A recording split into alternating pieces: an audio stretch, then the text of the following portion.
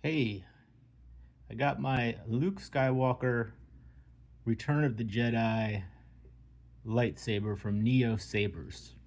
It's a fine product. I had no major issues with it, but there was a couple of issues that I had to fix. It wasn't worth really sending back to do these fixes, but I figured I'd show you how I perform these fixes just in case you had the same issues.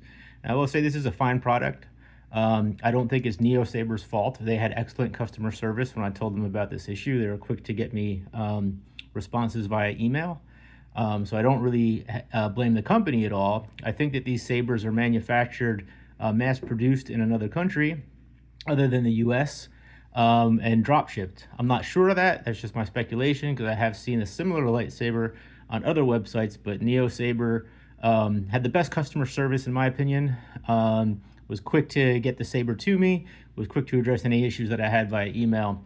So I would recommend NeoSabers. But here's the fixes. This decorative PC board that you see right here, that was a little bit loose. And the activator switch is right underneath this portion of the PC board. Now, after about 30 minutes of swinging it around and playing with it, the activator switch would no longer work, and I wasn't quite sure why. So here's the fix that I implemented. To remove the PC board, you have to slide it forward, keep this finger here, because there's a spring that holds that in place.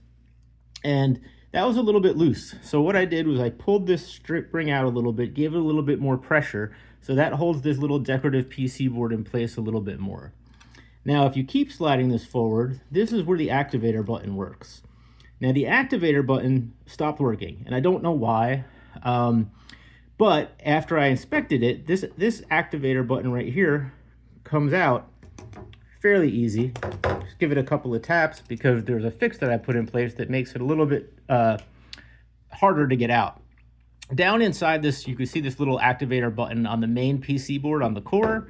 And for whatever reason, this little plunger mechanism that is the button, you push the button and you can see it has a little nub that comes out and pushes on the activator button down there. Well, for some reason, it wasn't with the PC board on top, the decorative PC board that I just removed.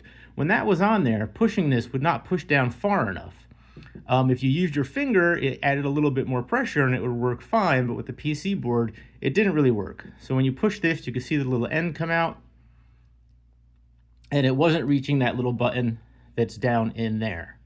So what I did was I just glued this little soft piece of rubber on there. It has to be soft because you don't want it to push down while the activator switch is off.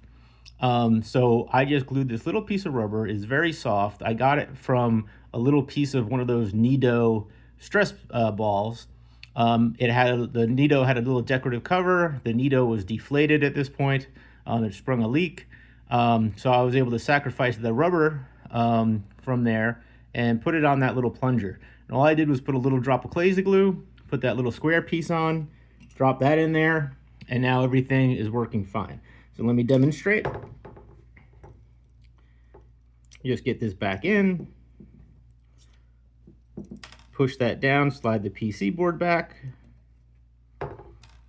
put this little retainer button back in, hold that down while you slide it forward. And as an added bonus, because there's a little bit more pressure here, it holds this decorative PC board in a little bit better. So now you can see if I hold it down to turn the power on.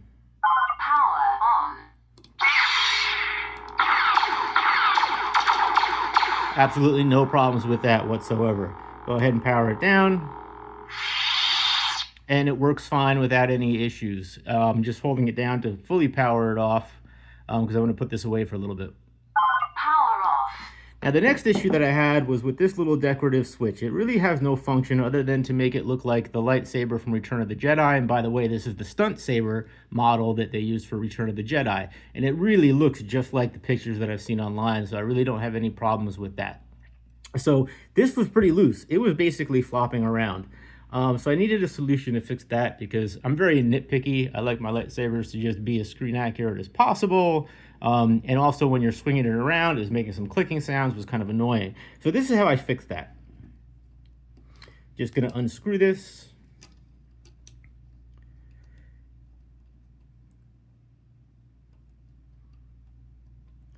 So all I did to address that issue was this screw right here is just about the same size as a spring from a ballpoint pen.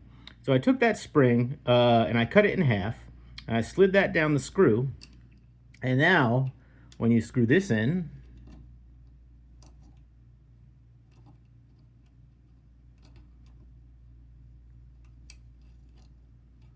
it adds a lot more friction,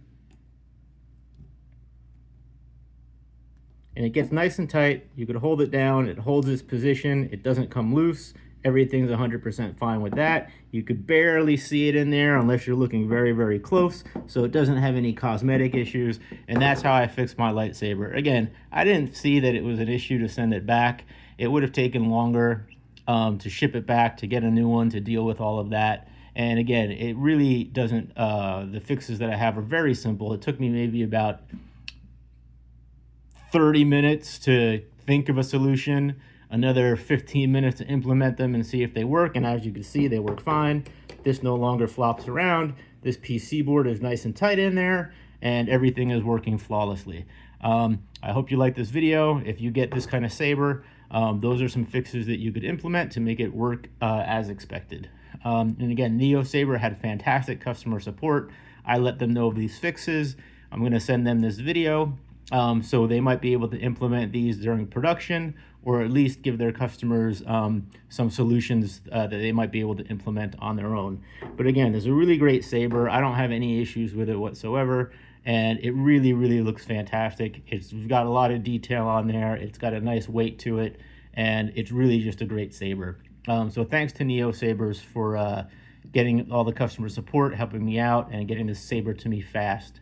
I bought it on a May the 4th sale, and even with the high volume that they do on May the 4th, it only took about a week and a half to get to me. So really no issues at all. I hope this video helps you out, and I hope you have a great day. May the force be with you.